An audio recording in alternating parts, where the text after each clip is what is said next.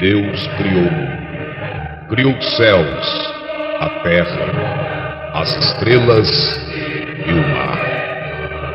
E Deus criou o homem e deu a ele a fé, a esperança para se reencontrar nos momentos mais difíceis. E para levar Deus até você, aqui está o pregador da fé, Pastor Osmar Rodrigues Costa, e com suas mensagens, extraídas do âmago de sua alma, nos traz fé para a nação.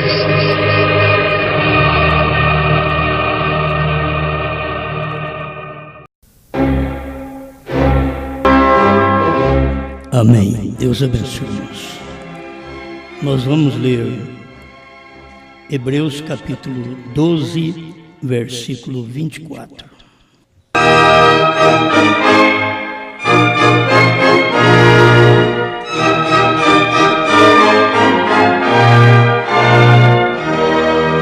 E disse o Senhor a Caim: onde está Abel, teu irmão? E ele disse: não sei, sou eu o guardador do meu irmão? E disse Deus: que fizeste? A voz do sangue do teu irmão clama a mim desde a terra.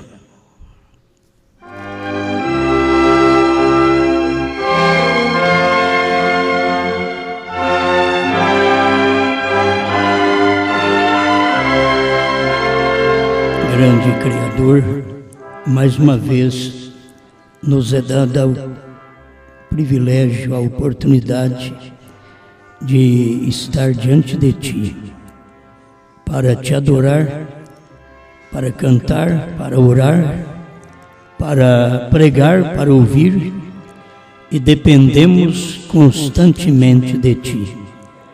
Mais uma vez rogamos que este grande poder que foi derramado nos últimos dias, através da mensagem do sétimo anjo, prossiga jorrando como uma tremenda fonte dentro de cada filho do Senhor, em nome de Jesus Cristo. Amém, Senhor. Amém. Fala melhor. E deram suas vidas por causa da palavra. Hoje nós sabemos que é mais fácil do que há 500 anos atrás, porque o povo tinha que morrer. Dependesse deles honrar a Deus, precisavam morrer. Nós hoje temos tanta coisa que nos estorva. Somos uns crentes que verdadeiramente dá vergonha. Tudo nos atrapalha, tudo nos amarra. Tem hora que vocês devem perceber que pessoas denominacionais, as quais não têm a luz que vocês têm, elas têm disponibilidade para Deus muito mais do que nós. Elas dão suas próprias casas por um ministério que não tem fruto espiritual, que apenas lhes apresenta bênçãos naturais. E o povo dá de tudo, entrega tudo por coisas naturais. E nós acabamos sendo muito mesquinhos, porque nós estamos aqui com as coisas espirituais e nos acostumamos com elas ao ponto de não a valorizarmos o quanto ela tem valor. Por isso, não nos preocupamos muito em nos reunir, e deveríamos preocupar, cada um de nós, se temos um tempo para poder estar na igreja, no local de reunião, nós devemos aproveitar todo esse tempo. Olhar para os de fora. Você olha por aqueles que levantam de manhã para fazer uma missa, para rezar uma missa que é esperando que algo aconteça. Enquanto que você vem orar, que quer dizer, creio que já aconteceu. É totalmente diferente.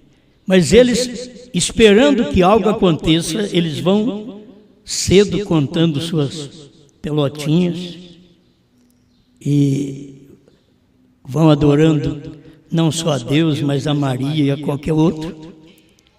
Mas vão. Então você não pode falar de quem faz através de uma religião morta, sem a palavra, quando você, com a religião viva, com a palavra, pratica menos para Deus do que o que tem a religião morta. É o que tem acontecido com muitos de nós. Falta da gente valorizar mais o Evangelho, a mensagem que nós temos e que nós cremos. Precisamos dedicar. E primeiro, quando o avivamento chegou, o povo andava a pé, de bicicleta, de jegue, mas ia na igreja de carrinho, de charrete. Iam para a igreja. Hoje nós temos tudo mais fácil, mas não podemos vir à igreja um dia que o carro quebra, se estraga, porque não estamos acostumados a andar de ônibus. E nisso nós desvalorizamos um culto por um carro quebrado.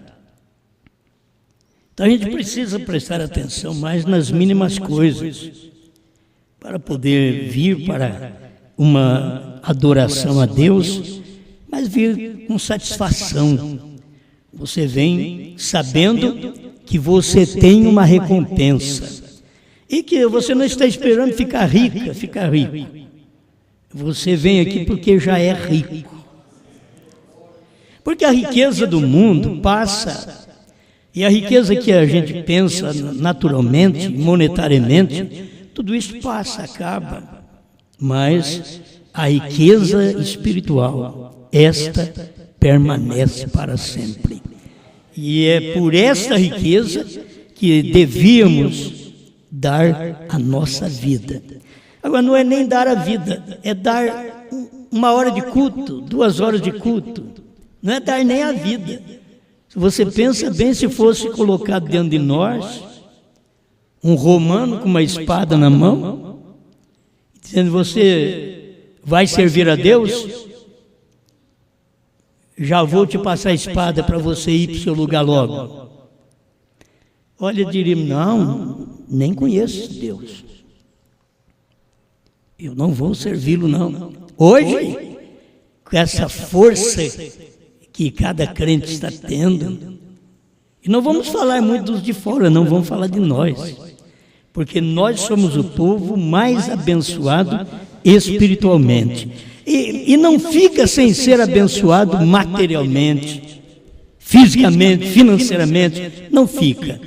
Se você é abençoado espiritualmente, você tem a bênção material, porque as naturais seguem a espiritual.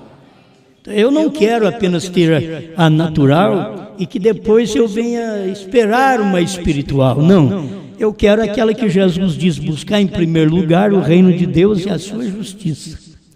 As demais coisas vos serão acrescentadas. Mas se vocês notam a falta de um avivamento no crente. Se o crente ele é avivado, nada o segura em casa num dia de reunião. Ele, quando perde o avivamento é estímulo, o avivamento é alegria, o avivamento traz gozo, o avivamento traz companheirismo, traz saudade um do outro, e o lugar de nós nos vermos é numa reunião. Então a gente tem que pedir a Deus: Senhor, me deu avivamento. Eu já fui avivado com os trovões. Só se for com aqueles trovões que dá no tempo de chuva, que você fica em casa. Aí trovejou, já fica em casa. Então nós estamos precisando de saber que o avivamento que nós temos é o avivamento da palavra. E este avivamento te dá força, não te dá insegurança. Vocês não podem estar aqui inseguros, vocês têm que ter segurança da vida eterna. Não pode vir aqui inseguros, sem saber o que vai acontecer, sem saber a recompensa, sem saber do que eu já tenho alcançado.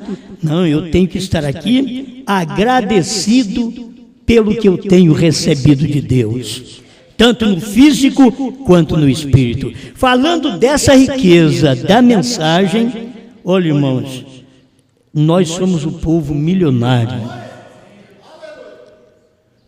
Muitas vezes não percebemos, porque ninguém tem o que vocês têm. O mundo rejubila, pula e grita por cura, por libertação. E quantos crentes no nosso meio ainda está atrás do movimento de cura, está através de um movimento de sensação, quando Deus tem feito isso tudo por nós e agora está nos dando a palavra. Nós queremos que Deus continue com o caldinho a vida inteira. A gente está precisando de um chacoalhão, um despertamento, para poder valorizar aquilo que nós já temos recebido. Eu, pensando nesse povo lá atrás que deram a vida, e nós hoje o que temos que fazer? O que fazemos? Só temos tempo para vir na igreja, estamos num país que não tem restrição para religião, tanto faz adorar a Deus como o diabo. Para o Brasil é a mesma coisa. Todo mundo tem sua liberdade de adorar ao seu Deus da forma que crê que é Deus. E tendo tudo isso fácil, nós ainda muitas vezes não conseguimos cumprir com toda esta liberdade que Deus tem dado para nós. Se chegássemos a ter no nosso país um regime comunista, nós não estaríamos aqui, certo? Não estaríamos aqui. Não haveria reunião nossa aqui. Você teria que crer, ficar quietinho, escondido, crendo e escondido, sem professar nada. Se eles não forçarem uma hora a professar o que o comunismo quer, porque as portas vão se abrindo mais para este lado e dando liberdade para que o homem seja mais político do que religioso, mais político do que adorador a Deus. Então é hora de nós nos despertarmos. Amém. Ou nós vamos ser como Caim. Deus fala de, sei lá, do meu irmão? Sou eu, porventura, guardador do meu irmão? Irmão Brana diz na mensagem do sinal: quando oramos, apresentamos o sinal. Ele mostra que obedecemos completamente. O sinal. É como no casamento. Tem muita coisa que está dissolvendo o casamento. Mas o casamento, a coisa que mais o dissolve é a infidelidade. Assim como o que mais dissolve o seu companheirismo com Deus é a infidelidade. O nervosismo dessa mulher, a agitação desse homem, não destrói casamento. Não era para destruir casamento. O casamento ele é destruído quando a pessoa perde a moral. Quando a mulher sai com outro homem, o homem sai com outra mulher, aí o casamento pode ser desfeito, destruído. Mas da forma em que os casamentos estão sendo destruídos, porque um não combina com o outro. E você pode hoje namorar 10 anos, depois que você casa, você não conhecia aquele pequenino gênio que estava escondido. Você não sabia daquela agitação, daquele nervosismo, daquela maneira de falar, de agir, daquela pessoa, daquele marido, daquela mulher. Então, uma das coisas que só esta que para mim deveria dissolver o casamento é a infidelidade. O resto não. A esposa do irmão Brana bateu a porta na cara dele, assim, praticamente, não foi bater no rosto, né? Fechou a porta quando ele estava do outro lado. Isso é bater a porta na cara dele. Ele deu aquilo por nada. Não vai tratar com a mulher porque ela agitou daquela forma, o marido agitou daquela maneira, já vai tratar com casamento e divórcio. Não estamos combinando, o gênio não está dando certo, então vamos nos divorciar. Não, senhor. Nós temos que aprender o que pode trazer a dissolução do matrimônio. É a infidelidade. O que pode trazer a dissolução, o desacordo, o desajuste, o afastamento de Deus, de mim e de você, é a incredulidade. Porque é a infidelidade. É a única coisa. Isaías diz o que é Deus falando. O que afasta Deus de nós são os vossos pecados, diz Isaías. Então, o pecado é a causa da incredulidade. A incredulidade é porque a pessoa é infiel. Então, é isso que dissolve, isso desmancha casamento, isso desmancha entre o crente e Deus. Se você está aqui, você pode ter muitos problemas, muita agitação em casa, muita dificuldade. Também não vamos dizer que você vai quebrar tudo, né? Mas você tem, talvez, um gênero difícil que está precisando ser controlado. Isso não dissolve o casamento. O marido tem que aguentar a mulher aguentar o marido, em tudo isso daí, até o fim. Mas quando chegar a infidelidade, isso é falta de caráter, de moral. E com Deus é a mesma coisa. Deus nos tolera. Nossos momentos de agitação, de nervosismo, Deus nos tolera. Ele sabe que Ele está dando um tempo para nós chegarmos a um conserto. Mas quando somos infiel a Ele, Ele permanece fiel. E o que Deus fez com a igreja laodiceana, Deus a pôs para fora. Você sabe que o irmão Brana disse em Casamento e Divórcio. Deus colocou a igreja para fora e tomou outras pessoas. Enquanto que naquele tempo a igreja era Laodiceia. Laodiceia é o movimento que pula, que grita, que cura enfermos, que expulsa demônio, que são os pentecostais. Deus colocou isso para fora para poder tomar outro povo. Aquele povo que creu no profeta naqueles dias nos Estados Unidos. E ali tinha esses avivamentos, mas tinha a palavra de Deus que veio em seguida. Irmão Brana teve um ministério de cura, mas irmão Brana não pregou cura divina só a vida inteira. Ele teve um ministério da palavra. Jesus teve um ministério de cura para chamar atenção, mas ele não ficou só na cura a vida inteira. Ele não ficou só em sermão da montanha. Ele pregou uma mensagem que chacoalhou o grupo e que mandou gente para casa. Mandou ministro embora. Vocês também não querem ir embora? Foi a pregação de Jesus. Não vos escolhi, eu em número de 12, um de vocês é o diabo. Então a mensagem é difícil.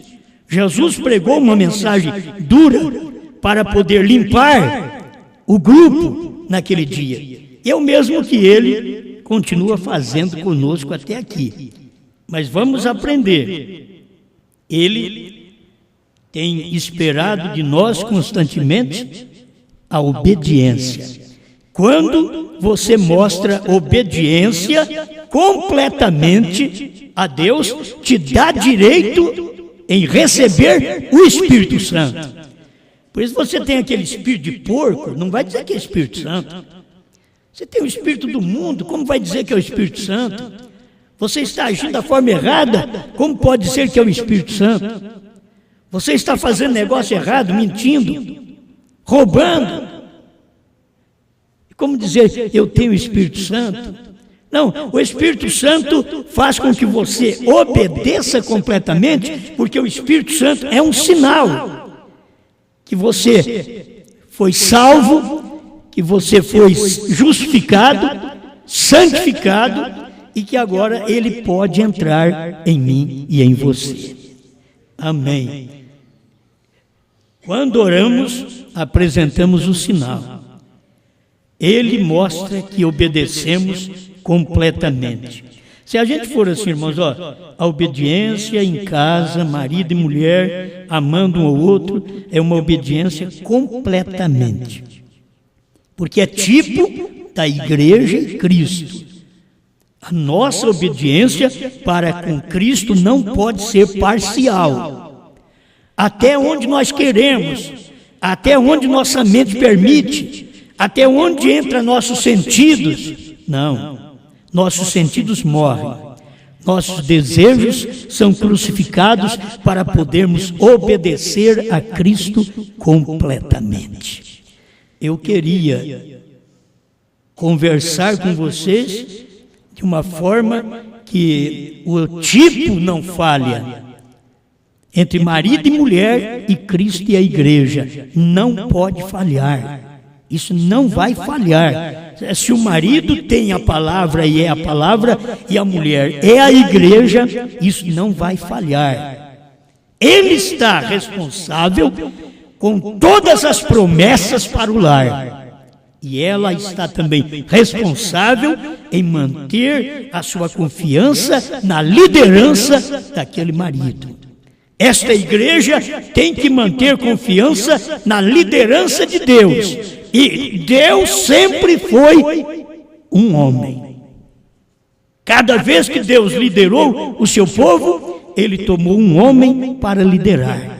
Quando você vê uma igreja, tem que ter um pastor que lidera. Não são os obreiros, não são os músicos, não são os cantores, não são os diáconos, os administradores.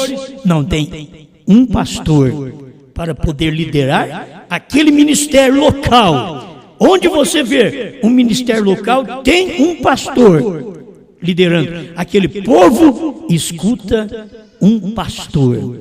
O povo do tempo de Paulo escutava Paulo. Mas o que era Timóteo? Timóteo cria no que Paulo pregava e dava o que Paulo pregava para o povo. Se vocês verem na Bíblia, era Paulo escrevendo a Timóteo.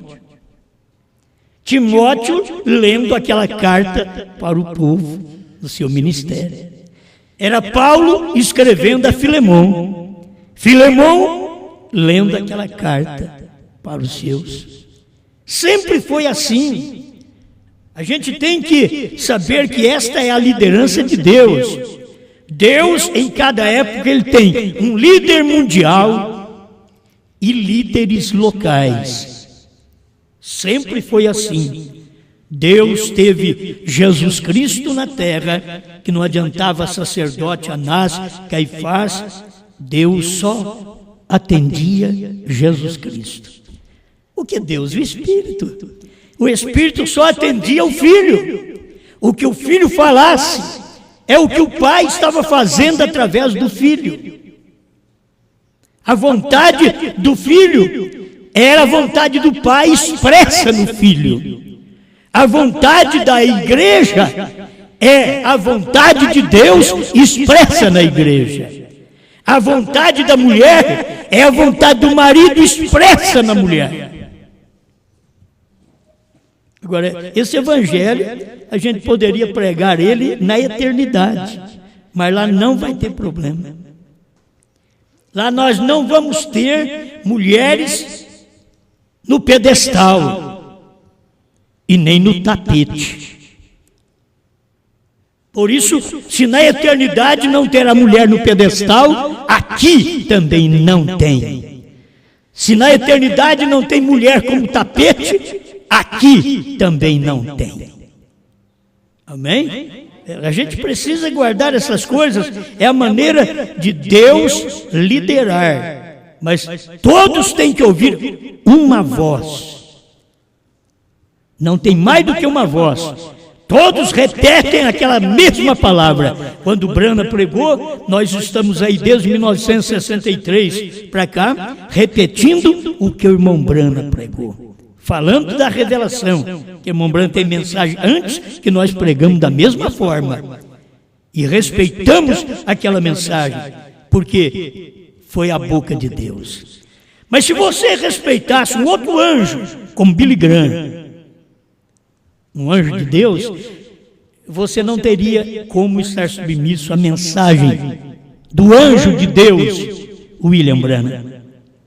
Então tem um anjo pelo qual Deus transmite sua palavra, e todos os demais devem estar em companheirismo com aquele anjo naquele tempo. Foi o que Deus fez no tempo de irmão Branham. E nós estamos vivendo o mesmo tempo hoje, com a mesma mensagem.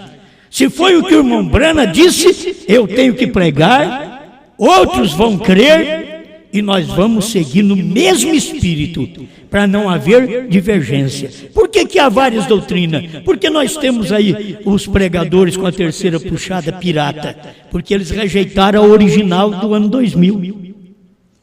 Eles rejeitaram, então inventaram a deles. E o povo, por sua vez, vai ouvi-los, vai vê-los, vai até ovacioná-los, porque eles não têm luz, falta luz. E nós, como eleitos, nós precisamos ter luz e decisão. Se há uma coisa que a gente tem que ter, é decisão. Mas se eu não tiver luz, como me decidirei? Eu tenho que ter luz. Eu tenho que saber que a mensagem que eu creio é verdade. E aí eu posso dizer para você, olha, eu me responsabilizo se você obedecer essa mensagem. Agora, se as pessoas elas não têm luz para fazer uma decisão, impossível. Nós aqui, irmãos, nós estamos com esta mensagem já há 15 anos. Já passou do tempo de termos luz e decisão.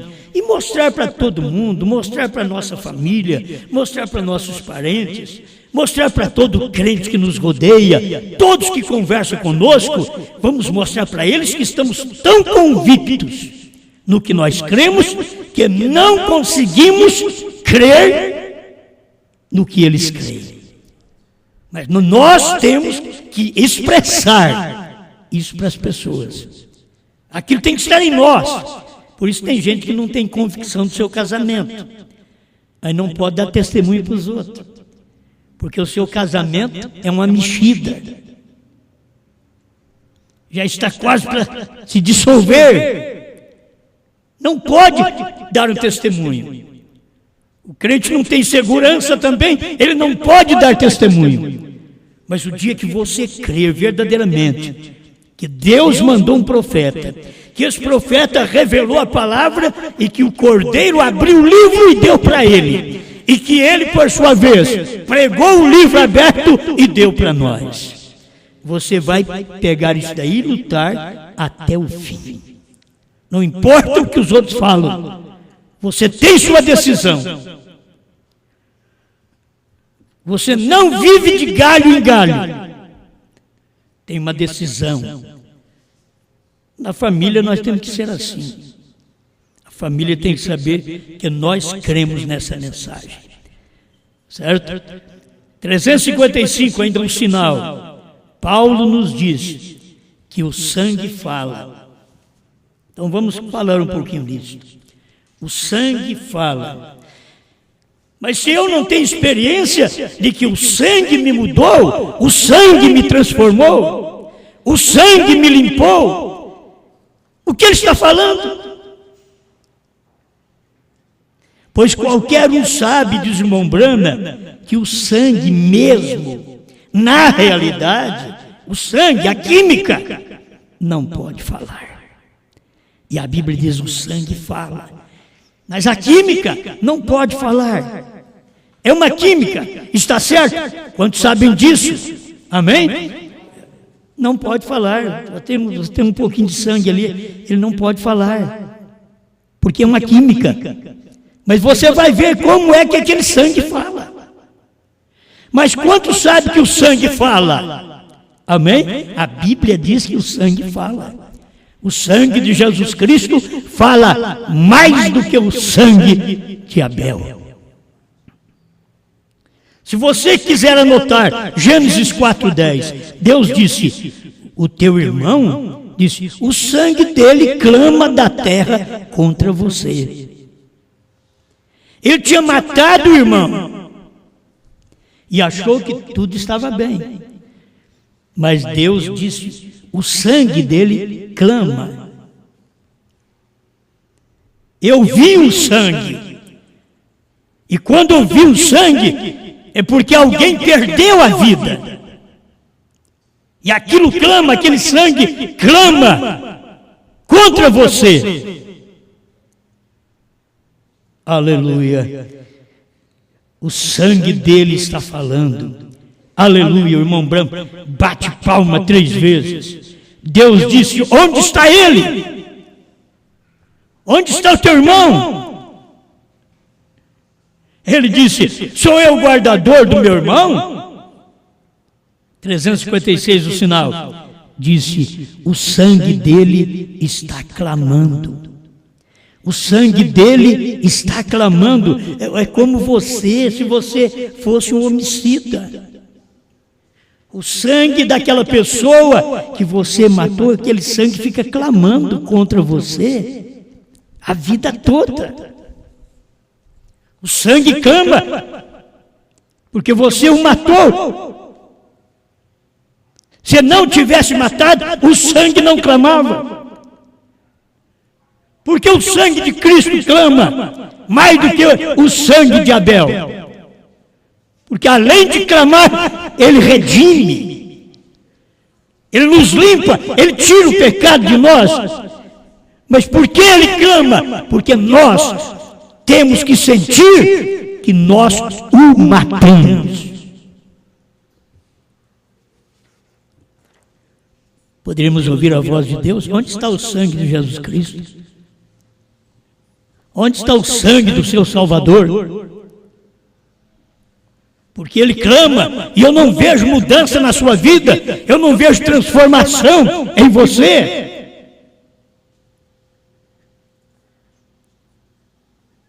O irmão Branco bate 6 vezes no púlpito. O sangue dele está clamando.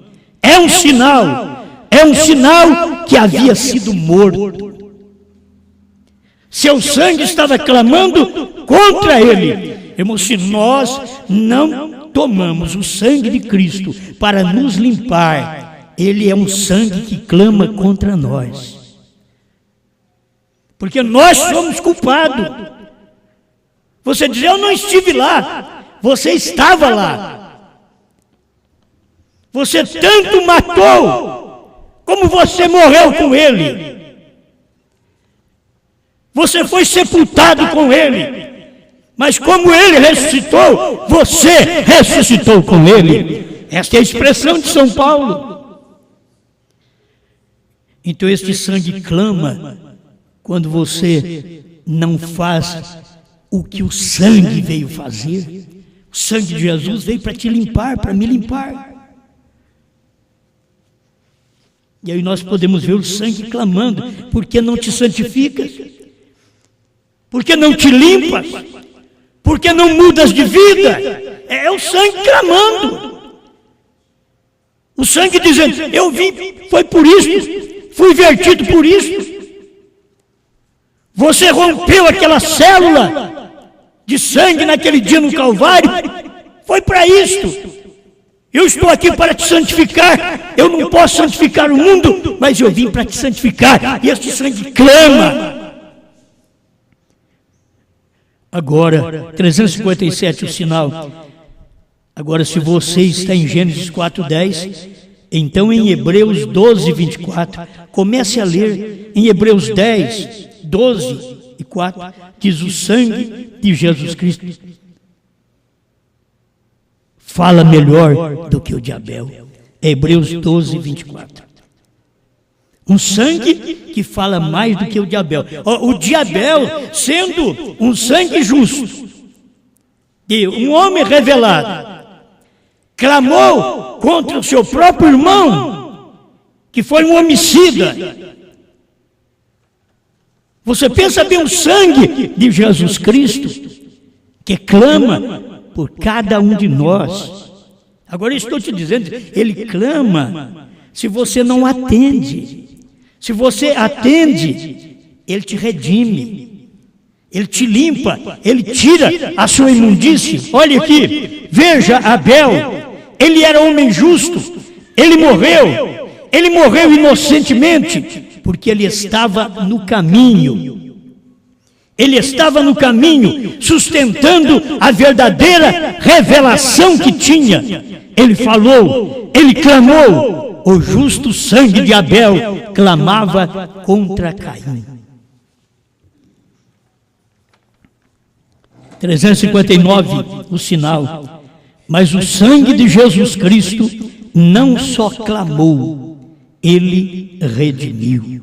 Amém. Redimir quer dizer, comprou você de volta. Ele não só clamou, ele redimiu. Ele tem um processo a mais. Não é só clamar justiça, mas tem o processo da redenção.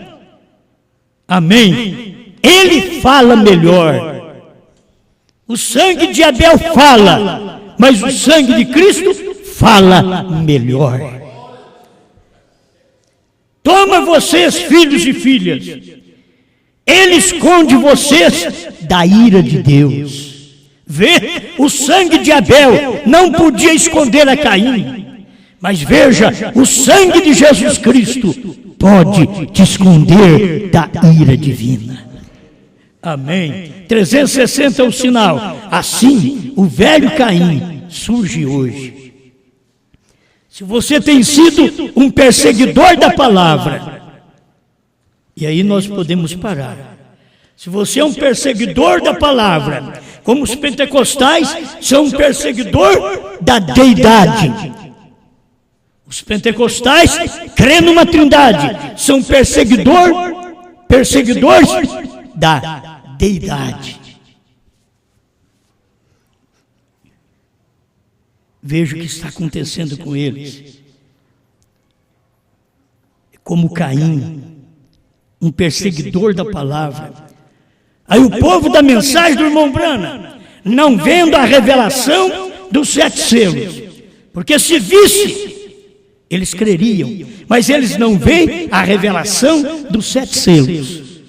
E ao não ver, eles perseguem, eles criticam a palavra que é pregada, que o próprio irmão Branham pregou. Eles deveriam saber então, que eles estão sendo culpados da palavra sendo ensanguentada outra vez, e eles não receberem nada desta palavra. Como a palavra foi ensanguentada uma vez, e nós podemos receber o perdão, a santificação, a vida eterna. E agora a palavra ensanguentada outra vez não é o corpo de William Branham, não é a palavra que foi pregada em 1963, a abertura dos selos, e eles rejeitaram. Então diz a Bíblia, eles crucificam novamente o Filho de Deus. Se a gente pudesse ter um povo assim que ouvisse a gente pregar, não estou falando mal de vocês. Pudesse ter um povo assim que ouvisse a gente pregar e eles estivessem tão certo disso, tão certo desta mensagem, que eles repudiariam qualquer outra coisa errada. Eles não dariam mão a um perseguidor. Agora muitos aí dizem, os dias de milagres já passaram. Não, Jesus Cristo é o mesmo ontem, hoje e eternamente. Mas hoje a questão não é dizer os dias de milagre passaram. Não. O problema hoje é dizer, os selos não foram revelados, não há novo nome. É isso que eles estão perseguindo. E o sangue de Jesus Cristo clama contra eles, porque eles crucificaram em 1963 nos Estados Unidos a palavra outra vez. Uma vez a palavra foi crucificada em Jerusalém, entre os judeus, mas desta feita a Jerusalém dos gentios, ali na América do Norte, onde Deus operou sua palavra. Eles crucificaram aquela palavra que Brana pregou no púlpito de Jeffersonville. Eles crucificaram aquela palavra. Eles perseguiram. Hoje eles perseguem o Cordeiro saiu do trono. Eles perseguem o novo nome. Eles vão dizer o novo nome é a palavra, mas não sabem o nome da palavra. E que eles podiam dizer, não, Deus é a palavra, mas qual o nome da palavra? É Jesus. E agora o novo nome é a palavra também. Mas qual o novo nome da palavra? E eles são culpados, porque eles estão crucificando a Cristo outra vez.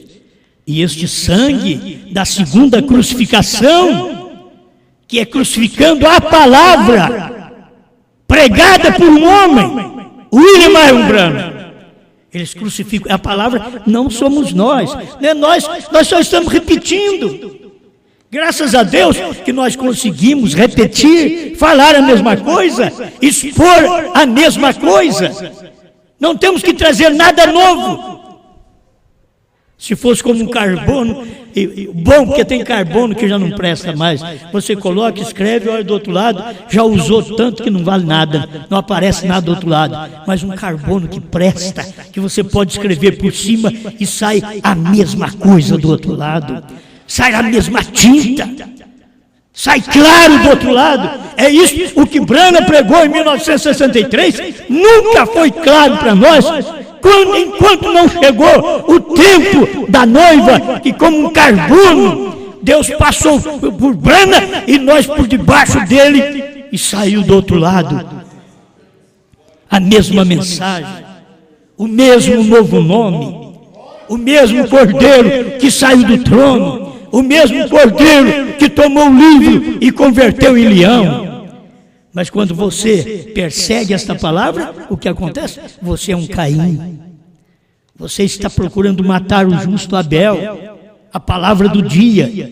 Mas hoje é pior do que o justo Abel, porque foi muito pior para os judeus que mataram a Jesus Cristo do que Caim que matou Abel.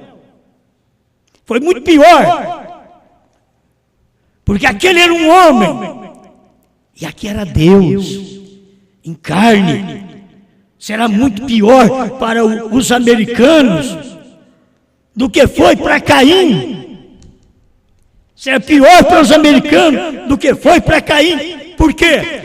Caim matou um irmão. Os americanos crucificaram a Deus, a palavra. Os americanos estão pior do que os judeus. Os judeus crucificaram Deus na carne, mas os americanos crucificaram Deus na palavra, na revelação, que é aí que está, quando você pode ver Deus operando outra vez. Deus estava manifestado em carne humana e sendo rejeitado, suas palavras. Não precisou meter uma lança em Branham, não, era só você rejeitar a mensagem que ele pregou. Você estava crucificando a Cristo a segunda vez. O povo do Brasil é pior do que o povo da América. É melhor para quem aceita, mas é pior para quem rejeita. É melhor para quem aceita, porque aquilo que Deus revelou, você está vendo claramente. Você pode ler. As pessoas dizem, nós não cremos apenas por crer. porque tu pregas, mas nós cremos porque nós constatamos. Nós lemos. Briana disse isto, o que nós não tínhamos ouvido todos esses 40 anos da abertura dos selos, porque o povo tinha que caminhar no deserto, mas graças a Deus que sobra Josué e Caleb para sair no ano 2000. Cadê o Caleb? Cadê o fiel? Tem gente que começa como fiel e acaba como infiel. Mas o sangue de Jesus Cristo não só clamou, Ele redimiu, amém. Ele fala melhor, todos vocês filhos e filhas de Deus, Ele esconde vocês da ira de Deus, vê? O sangue de Abel não podia esconder a Caim, mas o sangue de Jesus Cristo pode, amém. 360, assim o velho Caim surge hoje. Se você tem sido um perseguidor da palavra e diz os dias de milagre já passaram, não tem a revelação dos selos, não tem a revelação do 7º selo. Isso é como nos dias do irmão Brana, que ele tinha que falar, que o povo estava dizendo os dias de milagre passaram, porque o irmão Brana veio da igreja batista. Ele não veio do meio dos pentecostais. Os pentecostais criam em milagres. Então assim é hoje. Da onde nós viemos, o povo crê no irmão Brana, mas eles não creem que o Cordeiro saiu do trono. Uns creem que o Cordeiro levantou e tornou a sentar, enquanto que o 7º selo mostrou que o trono estava fumegando, porque o Cordeiro já havia saído da intercessão, mas eles não podem ver isso. Dê atenção mais um pouquinho. A coisa é tudo uma loucura, e coisa assim. 361, sinal. Ele está clamando. Veja você, o sangue de Jesus Cristo clama, mas há perdão nele se você simplesmente aceitar. Se você o aceita, há perdão. Eu digo, a pessoa falhou, a pessoa tropeçou, a pessoa agiu. É como qualquer falha que você tem dentro de casa, uma agitação, um nervosismo. Talvez aquilo ali causou mal, o marido, a mulher não entendeu bem na hora, mas pode conversar com o outro e se perdoar. Pode conversar e se perdoar. Aquilo não o divide, aquilo não o separa. Eles voltam a estar juntos outra vez, mas quando você é infiel, quando a igreja sai com outro homem, Deus não a pode tomar mais. Ele mostrou, irmão Brana mostrou como foi nos dias passados. Ele não pôde tomar, Assuero não pôde tomar a Vasti, estraga a Esther. Entra outro no lugar dela, entra outra igreja, e a igreja continua ainda com o nome, eu já dormi com o rei, eu já andei com o rei. A Vasti continuava com esse nome, eu andei com o rei, dormi com o rei, mas ela não era mais do rei. Tem muitos crentes, eu andei com Deus, eu andei com a mensagem, mas não é mais da mensagem, não é mais dessa luz. Essa mulher diz, eu estive com aquele marido, eu estive com ele, eu andei com ele, eu dormi com ele, tive filhos com ele, mas agora ela não é mais dele, ela é uma infiel. Assim tem acontecido com a igreja. A igreja, ela andou com Deus, ela viveu com Deus, ela produziu filhos, mas quando chegou a hora da palavra, elas rejeitaram, se tornaram infiéis. Deus teve que colocar outros no lugar. Se você olhar, Deus colocou luteranos no lugar dos católicos e dos fiéis que tinham antes. Veio Lutero, que tinha mais fidelidade. Wesley no lugar dos luteranos. Pentecostais no lugar dos wesleyanos. E os que creem em Brana no lugar dos pentecostais. E agora os que creem na noiva em João no lugar dos que creram no irmão Brana. Se eles puderem ver Deus trabalhando, porque eles creram, mas hoje eles são infiéis a esta palavra. Eles são como uma mulher infiel, que pode falar que esteve com Deus, esteve com a palavra, esteve com o marido, mas agora ela foi posta fora porque ela foi infiel. Eles foram infiel à revelação dos selos, dos trovões, do novo nome. Estou encerrando. ele está clamando. Veja você, o sangue de Jesus Cristo clama, mas há perdão nele, se você simplesmente o aceitar. Queria que pudéssemos ficar nisso um pouquinho. Veja, o sangue fala melhor. Agora, o último parágrafo.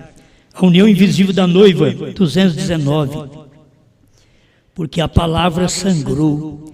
Aí você vê a palavra que sangrou nos dias de Cristo. Mas logo você não enxerga que a palavra sangrou, porque se Cristo foi crucificado outra vez, diz o irmão Brana na mensagem acusação, que Cristo foi crucificado outra vez em 1963, se houve uma crucificação, houve um sangramento. A vida saiu, alguém morreu. Eu quero passar assim, rapidamente. Os católicos, os sacerdotes, papas, são culpados da morte daqueles que eles mesmos depois canonizaram como santos. São culpados da morte de Joana d'Arc.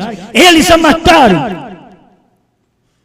Era a mulher espiritual do dia. Eles a mataram. E depois de 150 anos, aí vem dizer que ela era uma mulher boa. Depois que matam, depois que mataram Policarpo, queimado, lá na fogueira, nem vendo testemunho, nem vendo o que Deus estava fazendo, que eles ateavam fogo, e o fogo não pegava no corpo dele. Mas os romanos não satisfizeram. O que eles fizeram? Pegaram uma lança romana e jogaram no peito de Policarpo, e aí furou o peito dele e saiu água, que apagou o fogo. Arrependeram eles? Não. Nem vendo o que se desprendeu do peito de Policarpo. Eles viram desprender do peito de Policarpo uma pombinha e ir ao céu. A alma vai desprendendo, vai voando para Deus, vim de Deus e volto para Deus. A Igreja Católica é culpada da morte de milhares de pessoas aí atrás. Assim como Caim foi culpado do sangue de Abel, a igreja é culpada do sangue dos crentes que ela matou durante o espaço de 1000 anos na era das trevas. Hoje eles querem se arrepender e matam a Deus de outra forma, crucificam a Deus de outra maneira. Hoje eles querem se arrepender dentro da mensagem, mas crucificam a Deus no novo nome. Crucificam a Deus outra vez, quando a palavra lhe é exposta claramente, com parágrafos claros, para mostrar para eles o Cordeiro fora do trono, o novo nome, tão claro, mas eles pisam, eles falam contra, eles perseguem. 219, a união invisível da noiva de Cristo.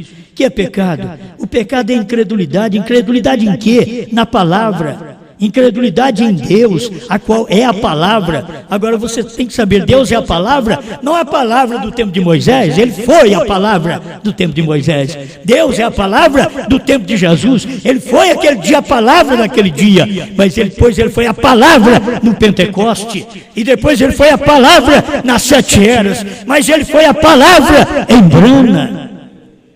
Agora ele é a palavra em mim e em você. Isso aqui é pecado, é incredulidade. Eles não crêem onde a palavra está. Eles não crêem. E você pode ver a palavra, e eles não podem ver. Oh, diz o profeta, na palavra, a incredulidade em Deus, a qual é a palavra pura e inadulterada. Oh, aleluia, indo em breve para o céu. Amém. De pé, preparados, pense suas vestiduras para o céu. Amém. De pé, preparados, pense suas vestiduras limpas pela água da palavra ensanguentada. A palavra se converte em sangue. A palavra sangrou por você e você está lavado na palavra ensanguentada. Agora, se você notar, você pode ser lavado na palavra ensanguentada naquele dia no Calvário.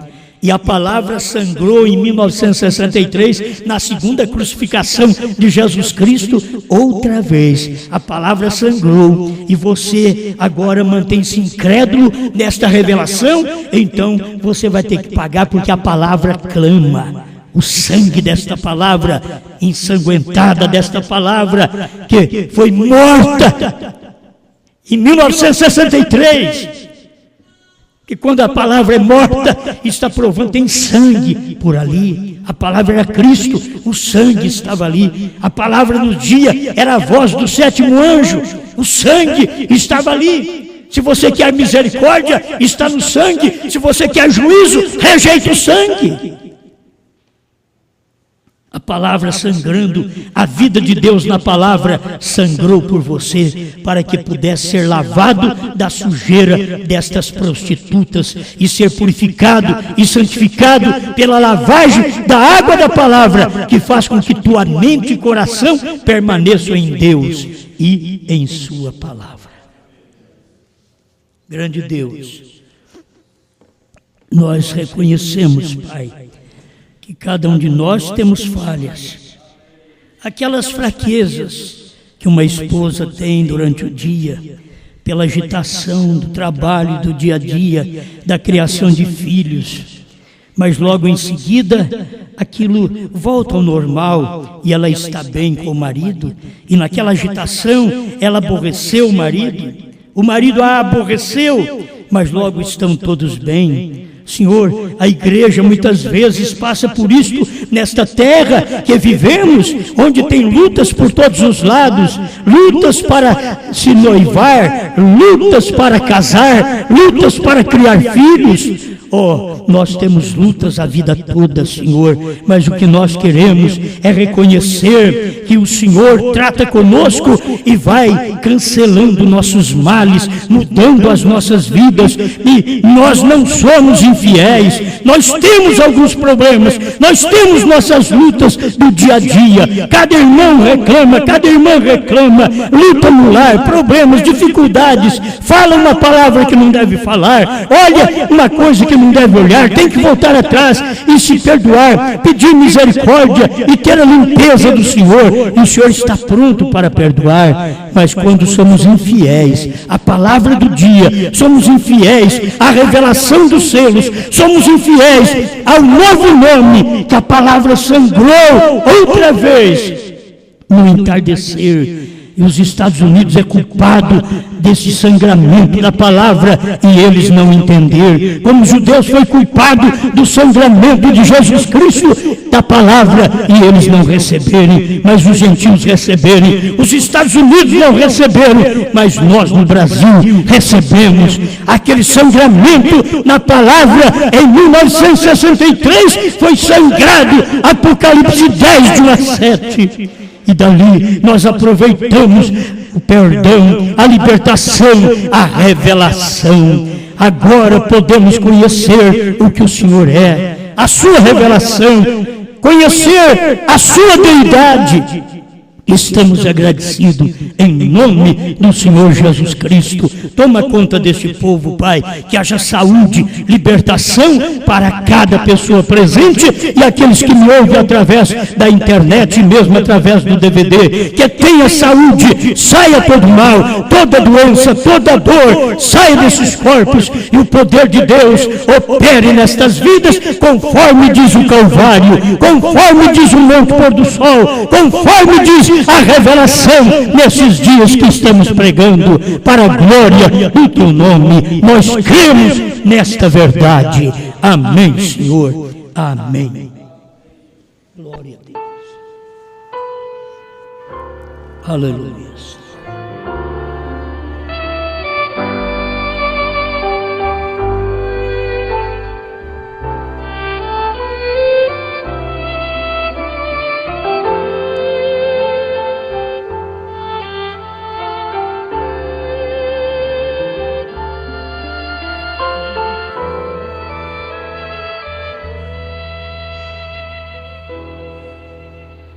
Se você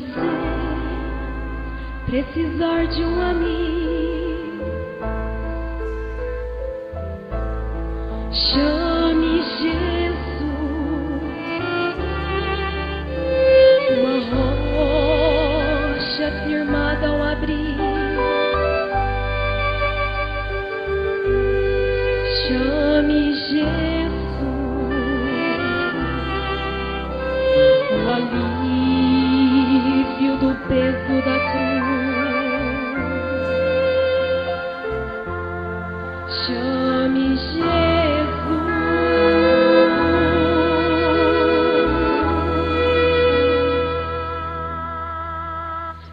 ferida voltar a sangrar, chame Jesus e a lágrima teima rolar, chame Jesus